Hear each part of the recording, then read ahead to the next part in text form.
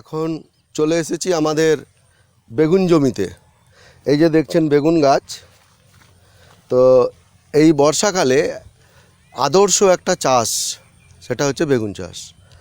আমরা এই থইপাড়া বা এই হুগলি জেলা মূলত হচ্ছে যে আলু চাষিদের এরিয়া।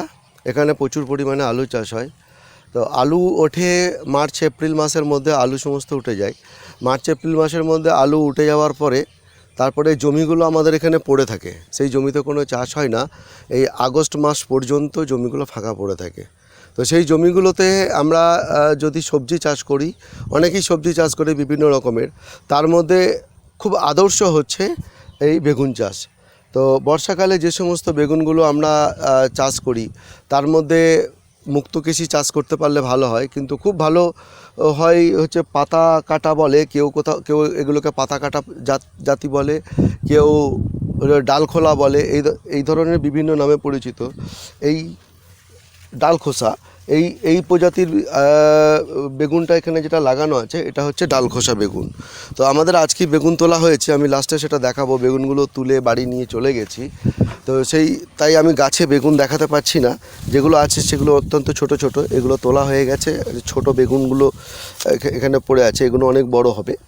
তো এই বেগুনের প্রজাতিটা, এটা হচ্ছে পাতা কাটা বেগুন বা ডালখোলা বেগুন, যাই বলুন না কেন।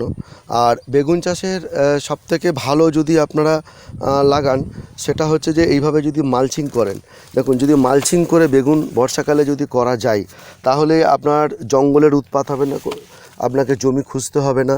এরকম মালচিং, ঠিক এইভাবে মালচিং পেতে দিয়ে এরকম ছোট ছোট করে গর্ত কেটে এখানে বেগুনের চারাগুলো পুঁতে দিলে পরেই, গর্ত করে এখানে পুঁতে দিলে এইখানেই এবার হচ্ছে যে আপনার খুব ভালো বেগুন চাষ হবে।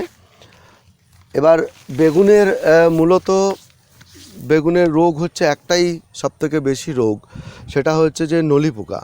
নলি পোকার জন্য বাজারে অনেক রকমের ওষুধ আছে। সব বাজারে ওষুধের দোকানে গিয়ে বললে পরেই ন্যূনতম 3টে ভ্যারাইটির ওষুধ কিনবেন। কারণ হচ্ছে যে একই ধরনের ওষুধ নলি পোকার জন্য বারবার প্রয়োগ না করাই ভালো।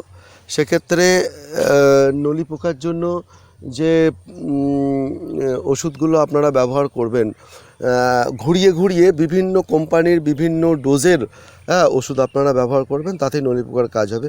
এছাড়া আর কোনো রকম ওষুধ এতে লাগে না। এই যে নলি পোকা, দেখবেন নলি পোকা কিছু কিছু লেগেছে, এটা এই যে এটাই নলি পোকা আছে এর ভেতরে, যার জন্য নুয়ে পড়েছে। এই যে নলি পোকা কেটে দিয়েছে। তো এই ওষুধটা ছাড়া আর কোনো রোগ এর হয় না। আর ফুল বেশি আসার জন্য, ফল বেশি আসার জন্য বিভিন্ন রকমের হরমোন স্প্রে করতে হয়, সেগুলো করা যেতে পারে। এই হচ্ছে আজকের বেগুন চাষের দেখালাম আপনাদের। এই জমিতে অন্তত এখনও অন্তত 2 মাস বেগুন দেবে এই জমিটায়। 2 মাস আমরা বেগুন তুলতে পারবো এই জমিটা থেকে।